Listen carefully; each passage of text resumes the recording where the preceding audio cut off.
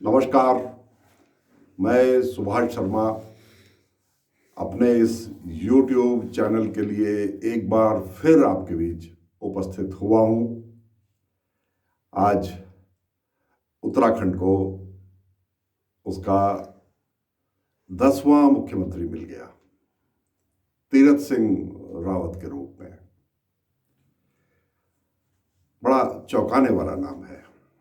तो अपने राज्य का मुख्यमंत्री है तो हमारा ये फर्ज है कि हम अपने राज्य के मुख्यमंत्री को बधाई दें, उनके लिए शुभकामनाएं करें, उनके अच्छे स्वास्थ्य के लिए हम हमेशा कामना करें, उनकी तरक्की के लिए कामना करें, क्योंकि अपने राज्य के मुख्यमंत्री के साथ हमारा भविष्य जुड़ा हुआ है। एक ज़माना था जब राजा की जन्मपत्री देख करके ही प्रदेश की और देश की खुशहाली का अंदाजा लगाया जा सकता था।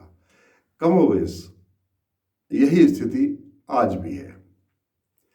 जब कभी कभी कंप्यूटर हैंग हो जाता है या गर्म हो जाता है या काम करना बंद कर देता है, कुछ भी कमांड दो तो रिएक्ट नहीं करता, उस सिचुएशन को कहते हैं कंप्यूटर या स्मार्टफोन का हैंग हो जाना।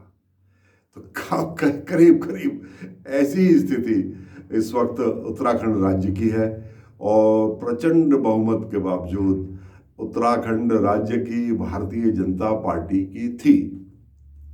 मुझे लगता है कि भारतीय जनता पार्टी के हाईकमान ने इस हैंग हुए सिस्टम को रिबूट किया है। जब कंप्यूटर आदेश मानना बंद कर देता है, मोबाइल फ़ोन जब बटन दबाने से कोई रिएक्शन नहीं देता, तो यही करते हैं, हम भी यही करते हैं कि फ़ोन को बंद करो और रीस्टार्ट कर दो, रीबूट कर दो। हम लोग भी यही करते हैं और उससे जो नेटवर्क भी आ जाता है, फिर वो काम भी करना शुरू कर देता है, जो उसकी बैटरी भी गर्म हो गई वो भी फिर से काम करने लगती है। तो बिल्कुल आज यही हुआ। सारे मीडिया के आकलन धरे रह गए और कुछ लोगों ने तो सिर्फ हेलीकॉप्टर की उड़ान को ही मुख्यमंत्री की कुर्सी मान लिया। बड़ा अपने अपने मापदंड हैं आजकल। अगर किसी राज्य मंत्री को, आप सब जानते हैं कि धन सिंह रावत राज्य मंत्री हैं, पहली बार के ही विधायक हैं और इससे पहले तो वो यही कहा करते थे कि मैं कभी चुनाव नहीं लड़ूंगा, मैं कभी मंच पर नहीं बैठूंगा। हाँ, मैं इन सब बातों का साक्षी हूँ। धन सिंह रावत जी ने कितने ही महत्वपूर्ण कार्यक्रमों में, जबकि वो पार्टी के, भारतीय जनता पार्टी के प्रदेश महामंत्री संगठन थे, उन्होंने इनकार किया हमेशा और ये कहा कि मैं माल्यार्पण से दूर रहता हूँ, मैं मंच पर भी नहीं बैठता। और 1900 माफ़ कीजिएगा, पिछले चुनाव में 2017 के चुनाव में उनको जैसे ही पहला अवसर मिला तो वो विधायक हो गए। मगर हमारे मीडिया का मुझे अभी समझ नहीं आया। मुझसे बहुत से वरिष्ठ लोग भी हैं, बहुत से होशियार लोग भी हैं, लेकिन अधिकांश लोगों ने सिर्फ इस बात से कि धन सिंह रावत के लिए हेलीकॉप्टर भेजा गया है, वो योगी जी के लिए हेलीकॉप्टर एक बार भेजा गया था, वो एक बार फलाने के लिए हेलीकॉप्टर भेजा गया था, तो जिसके लिए हेलीकॉप्टर भेजा जाता है वो मुख्यमंत्री बनने वाला होता है। ये कयास हमारे मीडिया ने लगाए। हालांकि मैं बचा रहा इससे। मेरे हिमालय दर्पण उत्तराखंड न्यूज़ चैनल में इस प्रकार की कोई बात नहीं है। हाँ, मेरे पास सैकड़ों राजनीतिक विश्लेषकों के फ़ोन जरूर आए कि ये क्या है। मैंने कहा नहीं, मैं इस खबर पे यकीन नहीं करता। और चलिए, ये आखिर में वही निकला। तो मैं मीडिया के कयासों की बात कर रहा था, तो धन सिंह रावत जी की बात तो मैंने आपसे कर ली। फिर उधर निशंक जी ने स्वयं कोई दावा तो नहीं किया, मगर उनका कैंप बराबर कह रहा था कि हाँ पूरी संभावना है। अच्छा, मजे की बात यह है कि वो अनिल बलूनी जो इसमें कोई शक नहीं कि वो बहुत सारी एक नई जो पौध है भारतीय जनता पार्टी के, उसकी वो पसंद बन चुके हैं, मगर उनका अभी संभवतः स्वास्थ्य की समस्याएं हैं। पिछले दिनों उन्होंने प्रयास भी किया, वो अपने गांव भी गए, वहां जाकर के अनिल बलूनी ने कोशिश भी की कि वो सब लोगों को मिले, वो मीडिया को भी ले गए, लेकिन ऐसा बताया जाता है। हालांकि मैं व्यक्तिगत तौर पर उनका शुभचिंतक हूँ और मैं ये चाहता हूँ कि वो थोड़ा स्वास्थ्य लाभ करें, स्वस्थ हों, क्योंकि उनकी पहुंच का लाभ जितना भी अभी तक वो कर पाए उन्होंने उत्तराखंड को दिया है, तो उनकी अच्छी पहुंच है। और कभी ना कभी हम चाहते हैं कि जब वो पूर्ण रूप से स्वस्थ हो जाए तो वो जरूर उत्तराखंड में कोई महत्वपूर्ण भूमिका निभाए, ऐसी हम शुभकामना उनके लिए करते हैं। फिर सतपाल महाराज जी को लोगों ने रेस में बता दिया। खैर वो कयास अपनी जगह ठीक था, मगर सारे कयासों को किनारे रखकर हाईकमान ने जो इस वक्त तीरथ सिंह रावत जी को चुना है, मैं ठीक है, पहली प्रतिक्रिया यही होती है कि ये कहाँ से आए, क्योंकि उनको प्रशासनिक अनुभव बहुत ज़्यादा नहीं है। यहाँ मैं उनको शुभकामना देता हूँ। एकदम मुझे लगता है कि जो गुटबाजी के दलदल में यहाँ भारतीय जनता पार्टी पूरी तरह से फंसी हुई है, लंबे समय से फंसी हुई है।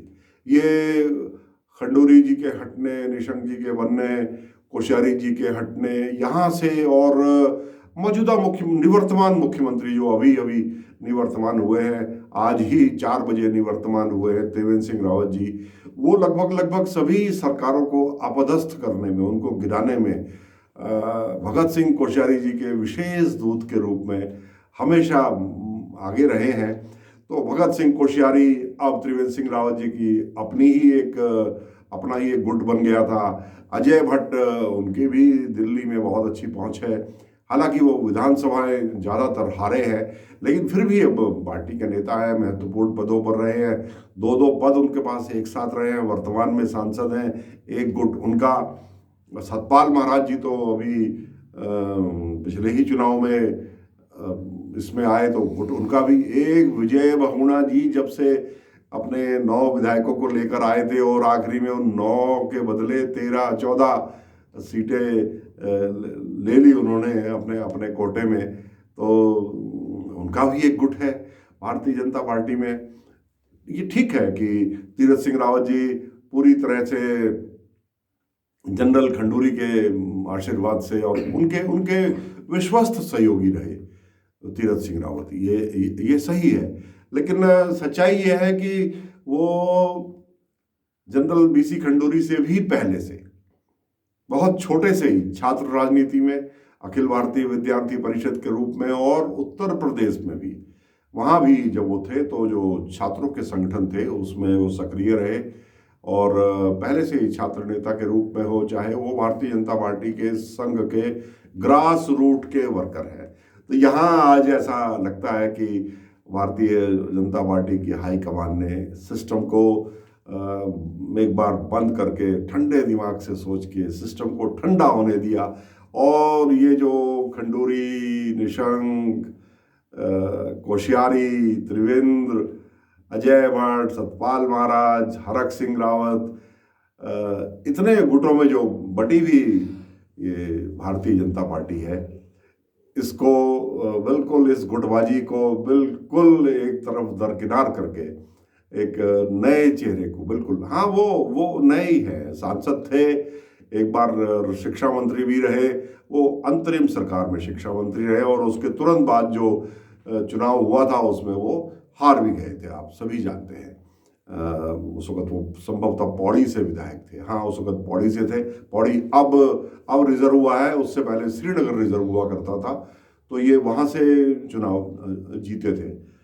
और मुझको ठीक से अगर याद है तो निर्दलीय यशपाल बेनाम से हारे थे, या हो सकता है मुझे कुछ अभी ठीक से, क्योंकि इनका बायोडाटा ठीक से खंगालने का समय भी नहीं मिला।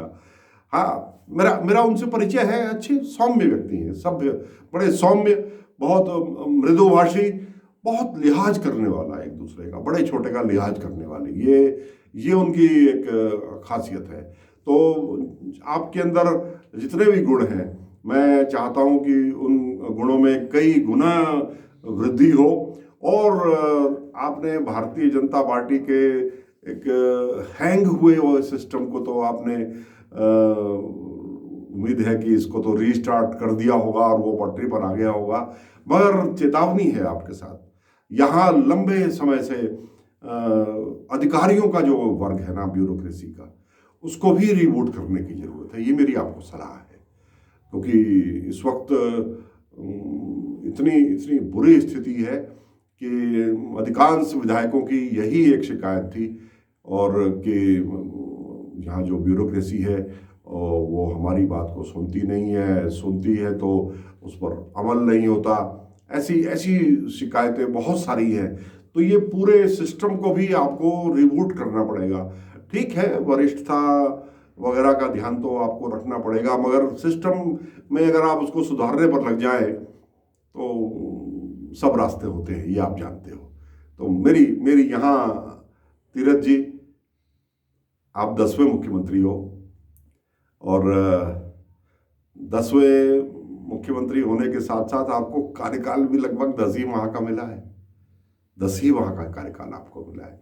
मैं आपका शुभचिंतक भी हूँ, प्रशंसक भी हूँ। अभी से लोगों ने कहना शुरू कर दिया है कि जब अंत समय आता है तो लोग तीर्थ की ओर प्रस्थान करते हैं, मगर मेरा सोचना बिल्कुल कुछ और है, क्योंकि ये उत्तराखंड राज्य अब और इस तरह का जो अस्थिरता है उसको बर्दाश्त नहीं कर सकता। मेहरबानी करके इन 10 वर्षों में, माफ कीजिएगा, इन 10 महीनों में जो आपको मिले हैं, क्योंकि उसके बाद ये राज्य चुनाव में होगा, तो उसमें कुछ ऐसा करके दिखाइए कि लोग कहें कि अगर मुख्यमंत्री के दरबार में मत्था टेक कर नहीं आए तो समझिए आपने तीर्थ ही नहीं किया। तो जो आपको आज बुजुर्गों का तीर्थ बोल रहे हैं, उनको कहीं ना कहीं अपने विचार बदलने का मौका मिलेगा। और एक गुटबाजी से बिल्कुल हटके, ये छोड़िए इन गुटबाजों को। मंत्रिमंडल में भी आप बहुत सुयोग्य व्यक्ति लेकर के आइए, ये भी हमारी आपसे बहुत उम्मीद है। आपको कोई भी आपकी सरकार को किसी भी प्रकार का कोई खतरा नहीं है। 57 मजबूत विधायकों की मेजोरिटी के आप मुख्यमंत्री बनने जा रहे हो। तो मैं ये इस मौके पर पूरे राज्यवासियों की तरफ से आपसे मांग करता हूं कि आप बहुत दृढ़ता के साथ, क्योंकि आपके अंदर यदि किसी अपने से बड़े छोटे का जो आपकी आंखों में लिहाज है, तो मुझे लगता है कि ये उसी व्यक्ति की पास ये गुण होता है जो अंदर हृदय से, जो मन से बहुत दृढ़ विचारों वाला हो। तो एक बार कस लीजिए अपनी मुट्ठियां और उत्तराखंड को एक नई दिशा देने की तरफ अग्रसर हो जाइए। पूरी तरह से गुटबाजी, अधिकारियों की, विधायकों की, नेताओं की, इनकी दखलंदाजी से दूर होकर आप काम कीजिए। हमें आपसे बहुत उम्मीद है।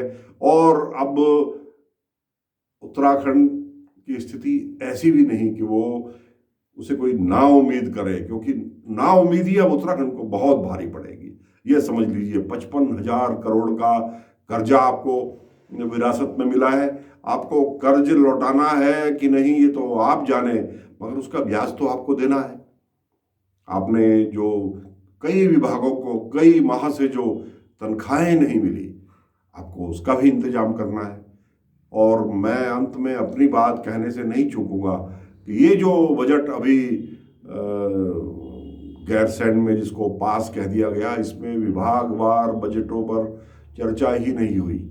अच्छा रहेगा आप एक छोटा सत्र और बुलाएं, और भले ही उस बजट को एक बार पास मान लिया गया हो, मगर उस पर विधिवत चर्चा जरूर करवाएं आप, क्योंकि उससे आपको भी पता लगेगा कि कौन सा विभाग कितने पानी में है और किस विभाग के लिए कितने धन की आवश्यकता है, आपकी भविष्य की रणनीति क्या है। तो कम से कम हाँ, बजट में तो आगे पीछे हो ही सकता है, सप्लीमेंट्री बजट फिर से कभी भी आप दोबारा भी ला सकते हैं, मगर शुरुआत वहीं से करिए बिल्कुल, बजट पे, जहां अधूरा छोड़ा हुआ काम जो है बजट का, गैरसैंण में जो अधूरा छोड़ा गया। आपके पास बहुत सारे काम है। मैं कोई आपका सलाहकार नहीं हूं, मगर एक पत्रकार की तरह से मेरा ये फर्ज है कि मैं आपको बिल्कुल वहीं से ले जाना मैं चाहता हूं जहां से ये सरकार गिरने का सिलसिला शुरू हुआ।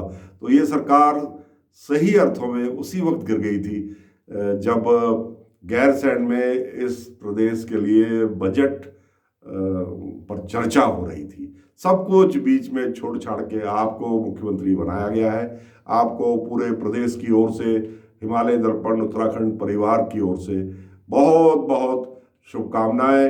नमस्कार। जय उत्तराखंड।